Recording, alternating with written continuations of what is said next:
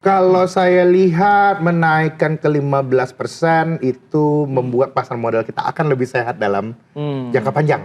Nah, itu jangka panjang ini bagus Pak, ini bagus. Tapi concern utama dari MSCI sebenarnya sekarang itu kualitas dari free float-nya. Datanya dulu diperbaiki, dibuat jadinya itu dia benar-benar bisa melihat kalau ada data free float, misalnya free float saham cuman 10%, what is the real meaning of 10%. Bagaimana orang harus lihat strukturnya seperti apa gitu. Apakah dari 10% ini masih ada ternyata yang orang lihat mungkin ini masih related party atau dan lain-lain, itu mesti diperhatikan karena itu memang isunya harus dibuka. Tapi memang ini ya kalau aku lihat ya, ini memang sebenarnya nggak ada asap kalau nggak ada api Pak. Ya benar. Kan? Nggak ada asap kalau nggak ada api. Kalau mau kita lihat, ini sebenarnya tally kondisi di stock market ini dengan kondisi makro kita. Apa yang tally di kondisi makro kita? Ini kalau aku lihat ya, dari data perbankan. Corporate itu, makin hari itu makin mendominasi kepemilikan uang di perbankan. Jadi yang sebelumnya cuma 20%, sekarang udah 35% dari dana pihak ketiga di perbankan, itu dimiliki oleh corporate. Nanti kita bisa main ke tempat saya keluarin datanya ini. Company yang uang kasnya paling banyak. Dan mereka pada bingung. Mau ngapain gara-gara ekonominya slow, uangnya concentrated. Terus kan banyak juga itu kan berita yang bilang saldo akun yang di bawah 3 juta makin turun kan, banyak cerita kan. Itu masyarakat makin makan tabungan. Betul. Uangnya ini concentrated Pak.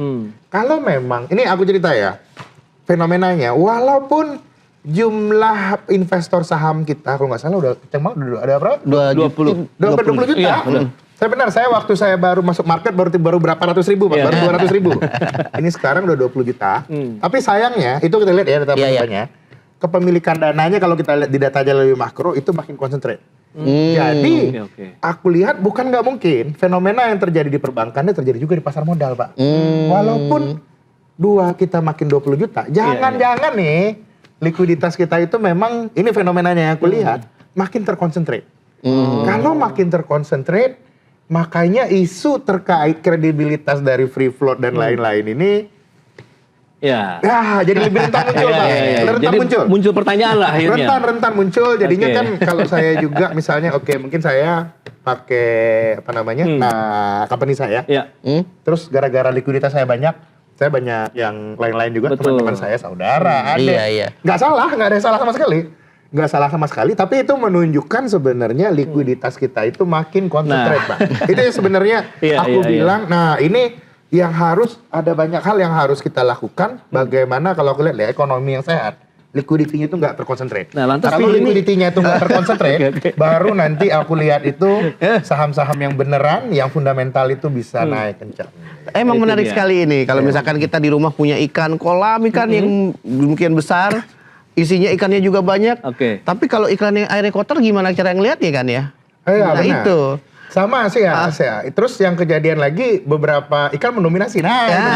Itu mungkin mojoknya kemana gitu ya? Karena kalau market itu kita bicara teori free market dan lain-lain, market yang oke itu seharusnya tidak terlalu banyak itu dikuasai oleh segelintir pemain. Yang menguasai itu harus rame-rame, ada yang besar, ada yang kecil, pasti. Tapi tidak ada mendominasi. Besar tetap besar, besar bisa mempertahankan dia besar, tapi kecil bisa jadi challenger. Nah, itu dia. Idealnya, menarik kalau berikutnya idealnya itu yang seperti apa nih Mas Fahrul? Kalau kita bicara mengenai free float, kemudian transparansi yang mungkin ini diharapkan lah buat masyarakat juga akhirnya bisa jelas, bisa clear melihat pasar modal Indonesia begitu. Siapa yang menjadi investornya, kemudian nanti apakah dia benar-benar retail ataupun korporasi. Nah ini seperti apa sih idealnya begitu? Meskipun kita tahu tadi dari sisi jumlah free float-nya ditambah misalnya. Tapi yang ideal transparansi, kemudian free float yang sehat itu yang seperti apa? Kalau ini aku cerita ya, ini aku kembali ke cerita aku soal konsentrasi likuiditas tadi ya Pak. Kalau zaman dulu ya Pak, zaman belum terkonsentrasi Pak. Likuiditas belum konsentrasi, yang beneran muncul dan harus lapor itu kalau above 5% kalau nggak salah ya. Iya, benar. Itu lapor, harus ada pergerakan, itu lapor.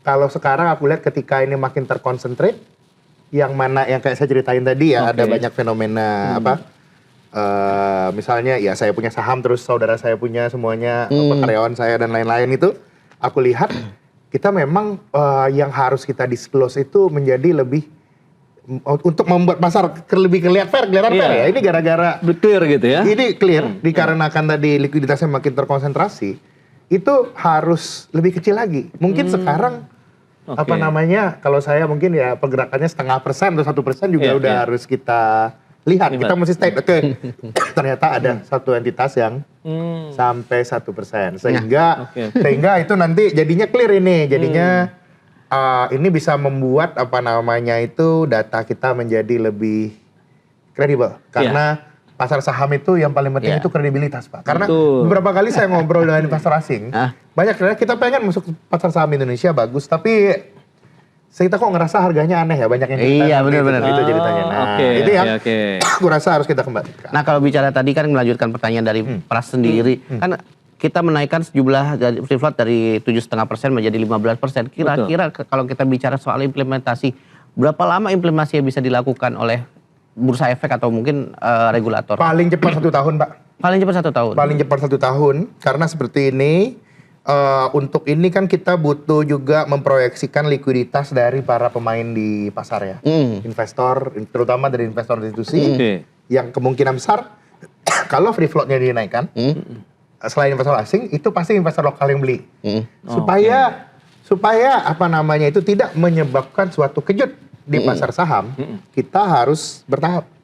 Masa tiba-tiba ada nambah sekian puluh triliun masuk kebutuhan likuiditas nggak bisa, kita harus bertahap. Saya sih lihatnya mungkin setahun, mungkin dalam kita bisa bagi 3-4 termin ya. 3 bulan pertama, dari mungkin rata-rata sekarang 8%, mungkin ke 12, 15, 17, baru 17 ya. Itu aku lihat harus kita lakukan secara bertahap. Nah, tapi di sisi lain yang aku lihat, kebijakan ini tidak hanya bisa putus di bursa aja, nggak bisa. Ini kebijakan juga munculnya dari OJK pada dasarnya. Benar sekali. Kan seperti kita lihat tadi, bagaimana hal yang harus diinsentifasi ini kan terkait pemerintah punya visi pertumbuhan lebih tinggi, Pak. Iya benar. Betul. Kalau pertumbuhannya lebih tinggi 8%, investasinya itu harus lebih berani, lebih mau mencari pertumbuhan. Berarti seperti dana pensiun sama asuransi, nggak boleh ngendon di government bond aja.